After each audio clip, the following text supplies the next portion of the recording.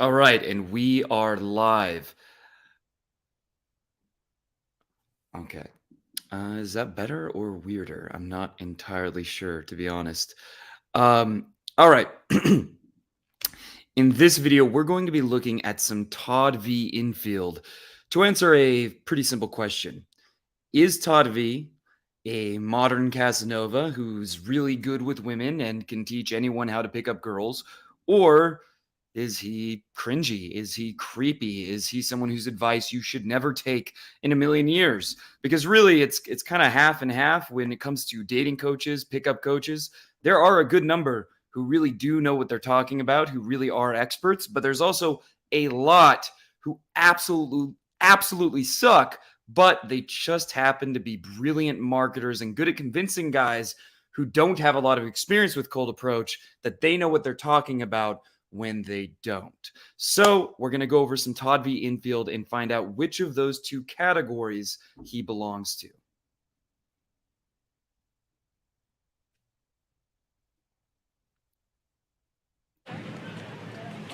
Hi. Excuse me. How's it going? I love the look. Oh, thank you. Oh, you're welcome. Do you have like a very slight accent? No. All right, so right off the bat, I like how nonchalant he's coming across. Even with his body language, he's kind of just he's not putting on too much pressure. And when it comes to a girl sitting on a park bench, that's a risk. Now, if you're approaching a girl in the club, you do want to come in very strong, more intense. But this girl, if you come in like too close to her or too much energy, right? Too much energy, you could freak her out. So he's being nonchalant. He's showing that he's not like, this is not a big deal to him. He's not putting too much pressure on her, but he's also being direct. He's making his intentions clear. I love the look. That's a good way to basically say that I think you're cute, but it's a little bit more of a unique way to say it. So overall, this is good so far. No? All right, fair enough. I'm Todd. You are kind of, I have to go in a bit, but I'm intrigued by first the. All right, so you have to be careful when it comes to sitting down with a girl right away. Now, if she's being very receptive, then it can be a good idea. But if she has some hesitance, you don't want to do that because then it's like you're overimposing. This is a very common mistake that you want to watch out for in your own interactions because, yeah, it's confident. But the problem is she's like, I don't know what's going on here. I don't know if I want to have an interaction with this guy. I don't know if I'm comfortable with this. And then if you're doubling down and sitting next to her, it's like, is he going to leave? It's going to remind her of experiences she's had like at a bus stop where some homeless guy just starts talking to her and won't leave. That's the risk, right? That's what can go wrong, or that's what can make her uncomfortable. So you do want to be careful with that. However, what he does is he says, I have to go in a minute, which kind of alleviates some of the pressure. Look, but then also like this with it, because you look so like elegantly dressed down Midwesty, and then that's very like edgy. So sometime when I don't have to meet friends and you don't have to meet friends, how do you feel about drinks with cute, charming, intriguing strangers? Yeah. Okay. Cool. I'm actually going to Europe this week, but hopefully I'll get into.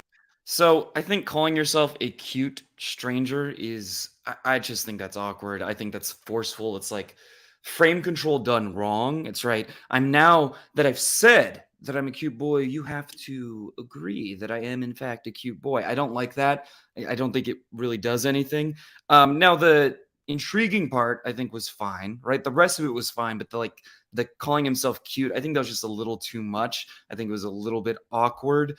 But overall, it's not the worst line ever. I just think it's a little bit forceful. Be able to get in touch with you. If not, I'll hit you when I get back. I'll be here. Now, also the fact that he said he's going to Europe is a great example of a DHV. That's the nerd pickup term for demonstration of higher value.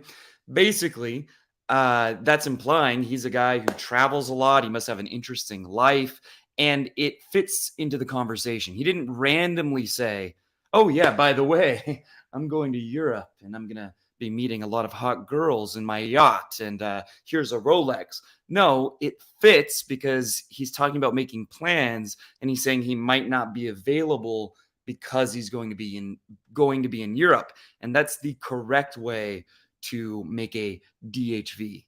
Okay. You'll be right here, just like sitting, waiting. About waiting. Oh my, that's so romantic and sweet. How could I not be charmed by that? All right. Let's do numbers quick then, and then go I'll give from you my there. number and then you text me. Sounds good to me. Let's do this. All right. The way she changed her body language and is leaning towards him, it's a very good sign. What is it? 253. Okay. Unfortunately, he doesn't show the entire interaction. He only shows the beginning and the end. But from what I saw, yeah, that's a really solid interaction. Were there things that could be better? Yes, but there are always things that could be better. You don't want to be hypercritical. That's one of the things that generally it's a problem it's a problem that men have with game in general, where they think they have to be perfect. They think they have to be James Bond. It's okay for there to be a mistake here and there. Think of it like sports. Even the best basketball players, sometimes they hit an air ball, right? I have bad approaches. Everyone has bad approaches. Sometimes you say a bad line. It's not something where it's not like playing a recited song, right? Like a guitar song where you can do it right every single time, because there are too many variables that change, too much randomness, too much chaos, basically, where there's going to be errors. So overall, this is a really good interaction. Were there things that could be better? Sure. But was it bad? No, not at all. It was really good.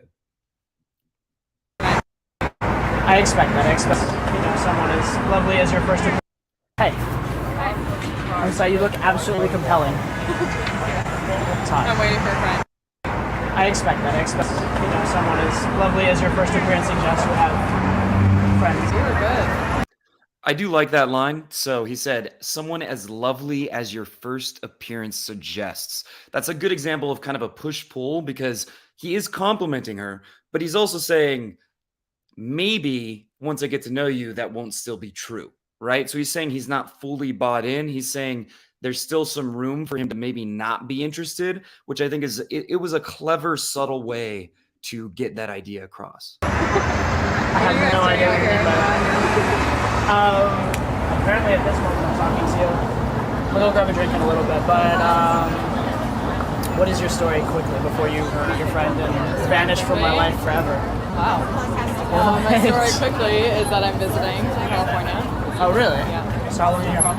Tomorrow is when I leave. What are your plans for tonight? We need to make it exciting. Yeah. Going out with my friends. I used to live here, so. Okay. Yeah. Your friends should join my friends, because that's the only way that I'm going to get to meet you well. Where are you guys going out? Maybe LES, maybe meatpacking. We'll figure it out. I know a couple promoters, so we'll see what they have and. Yeah, I was gonna head to meatpacking. I think we're just gonna keep it mellow in like East Village area, Yeah. kind of thing. Let's do this. Why don't we're actually waiting? Where in California are you? LA or San Francisco? Closer to San Francisco. Where?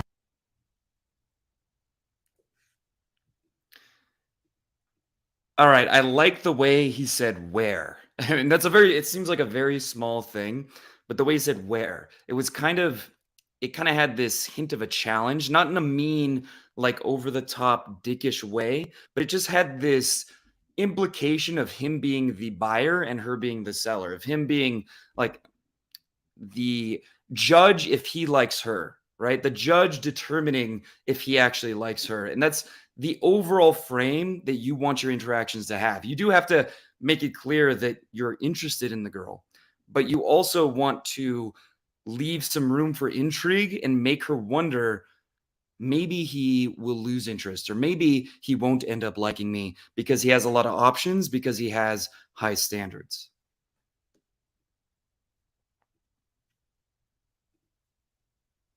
Yeah, and I travel out there a lot, but I usually stay in because I do work out there. So You live here though? What do you do here? I'm a public speaker. Okay. So I technically don't work here. I technically work everywhere, and then I come back here to have fun between periods of work. If that makes sense. Well, yeah. Here's the place to have fun. That's what I'm back here for this week, just to mess around and then I'm back. So can I entice you to come back? Entice me to come back where? Here. Oh, New York. eventually I'm gonna be back. I mean, not like this street corner. I'd prefer that the next time we hang out, we do it inside somewhere sort of posh and Middle of the relatively street. nice. Yeah.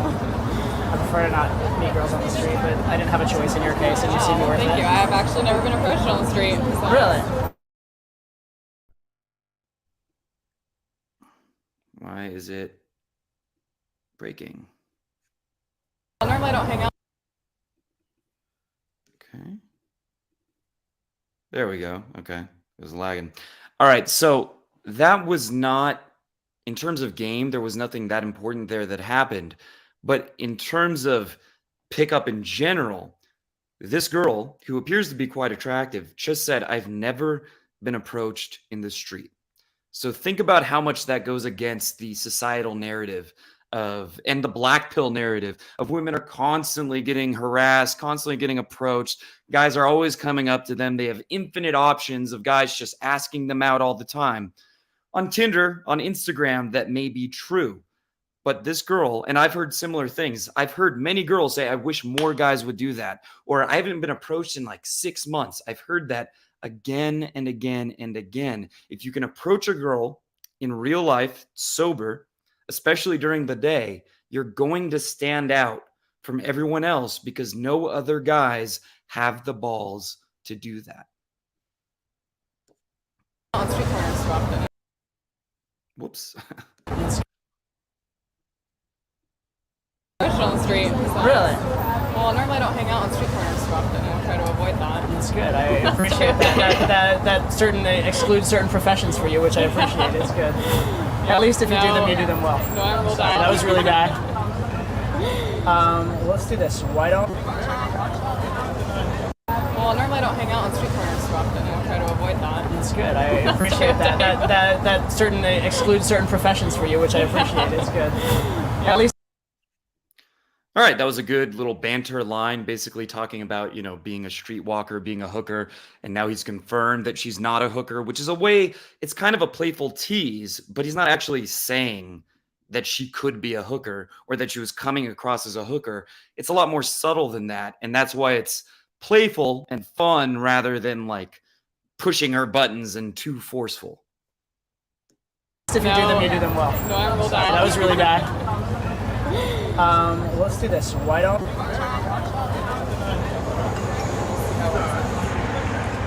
Mary B just sent you a text message from your office. She talks to me way too much. Please don't tell her that. She's my neighbor back at home.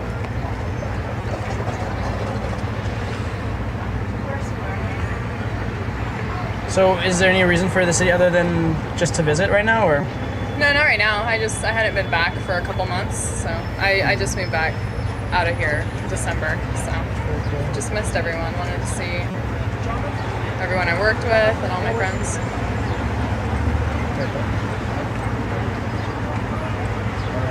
Love it. I will let you know where we end up later tonight. Okay. If you want. Sounds good. Yeah, that's cool. So you're off of school right now, or what's your deal? Well, I'm going back to school in the fall. I'm out of school temporarily. No, You're for a the fashion. semester. That explains I the was elegant fashion appearance. until I moved back to California. Okay. Fair enough. Yeah, let me know where you go. I'll let you know where we go and whatever. All right. Sounds good. Yes. Lovely to meet you. You as well. Hopefully, I will always, forever be the cutest, best man. No, actually, maybe not. If you ever meet a Public cuter, speaker. I hear what I know. if you ever meet a cuter, better man than me on the street, marry him instantly. But it doesn't exist, so I'm sorry. All right. I'm sorry to have ruined street. So I like that line too. It's cocky, but I like it, right? He's saying you've never met a cuter guy on the street than me. And it's because no guy has approached her on the street, right? So he's not just saying like of all the guys. No, he's making a joke about how no guy has approached her in the street, as opposed to the previous one where he talks about being a cute boy or whatever. That was a little bit like too forceful, but this was more subtle and more basically suave, right? So I think that was a much better way to hint at being cute without it coming across as try hard. So overall, this was all really good. I think there are a couple things that could be better. I think his tonality could have a little more punch to it, right? The way he's talking could have a little bit more punch, a little more energy, more emotion to it. However, it's still good. It's not like his tonality is like super beta or he's like super nervous or anything like that. I think that could be slightly better, but verbally, he's doing a lot of things that are very, very well done, and it's very tactical, right? It's more on the towards the side of almost scripted, but being a little bit scripted is better than being completely natural if you go nowhere, right? Like a lot of guys who rely too much on being natural, the problem is you do have to know how to move the interaction forward. You do have to have an idea of what you're doing, and having some things in your mind that you know you can rely on is a good way to avoid that. So overall, this is really good. So Todd V, based on these infields, I would say is not a creep. It's not cringe. He's more on the other side where he actually knows what he's talking about. It's not the best infield I've ever seen, but it's good. It's really good. And that said, there are some infields out there. I know there's one where he approaches these girls on a park bench and they ask him to leave 4 times. And it is extremely cringy. It's really fucking bad. He does have some bad ones out there, but hey, if anyone posted their worst infields, they would be really bad, right? If anyone posted the worst of their worst, they would be really bad. Now, most people don't do that, but we can give him the benefit of the doubt and assume that the one PewDiePie even reacted to that infield. The most famous YouTuber, one of the most famous YouTubers of all time, reacted to it. But you can give him the benefit of the doubt because that may have just been the worst interaction he ever posted and one of the worst that he's ever had, and that he posted as a lesson that even if it's bad, it's not a big deal. So I'd rather give him the benefit of the doubt because a lot of his other interactions are really good. So with that said, if you enjoyed this video, make sure to subscribe to the channel. Make sure to give this video a like. And if you want to learn more about working with me personally, then click the link below to schedule a free consultation call where we can find out if either my online or in-person coaching is a good fit for you.